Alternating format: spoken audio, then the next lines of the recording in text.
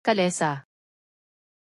Ang kalesa ay unang dumating sa Pilipinas noong ika-19 na siglo, o ang panahon ng Kastila, kung saan ito ang itunuturing karwahe ng mga nobilidad at opisyales o kaya ang transportasyon ng kalakalan.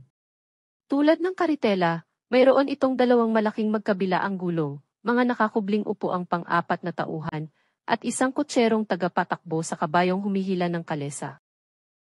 Ngunit ang mga ito ay hindi na lamang pang-pribadong gamitan, sapagkat naging pampublikong sasakyan na ito. Sa kasalukuyan, tuluyang nawawala at bihira na lamang makita ang kalesa kahit sa syudad ng Maynila. Ang pangunahing dahilan kung bakit nawawala ang mga kalesa ay dahil napapalitan na ito ng mga jeep at tricycle, makyan na pinapatakbo ng makina. Sa Intramuros, Chinatown, at sa Cebu, ang kalesa ay naging parte ng industriyang pangturismo ng Pilipinas, kung saan maaring libutin ng mga dayuhan ang naituring lugar habang nakasakay sa kalesa. Ang kalesa, mula sa Espanyol na kalesa. Ang ordinaryong kalesa ay isang kotse, na maaaring magsakay ng 2 pasahero. Isang sasakyan itong nakabukas ang harapan, may maluwang na bintana ang 3 gilid, may malaking 2 gulong, kaya mainam sa baha, at may 2 baras para pagsingkawan ng kabayo. May tinatawag na karitela na may 2 hanay ng upuan at nakapagsasakay ng 4 o mahigit na pasahero. Nakaop sa harapan ng kotse ang kotsero, ang nagmamaneho ng kabayo.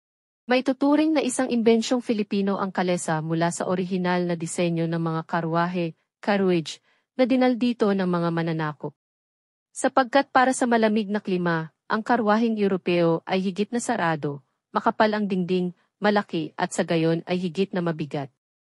Kabilang sa mga kahawig ng kalesa ang mga sasakyang Kalash, o Kaleche, Baroche, Chase at Victoria sa Europa.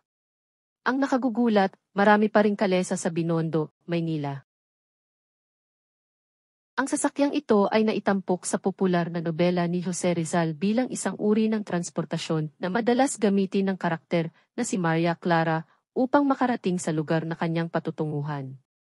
Makikita ang kalesa sa mga probinsya partikular na sa rehiyon ng Ilocos.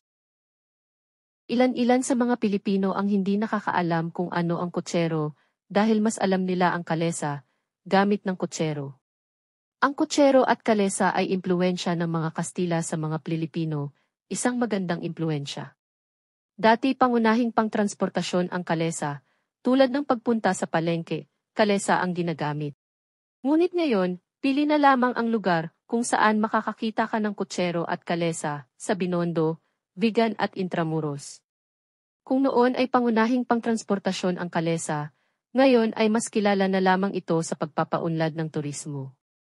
Ang kutsero ay hindi maaaring mahiwalay sa kalesa kung kaya't ang pananaliksik na ito ay tungkol sa kutsero, upang makilala ang kutsero nang hindi kasama ang kalesa nito.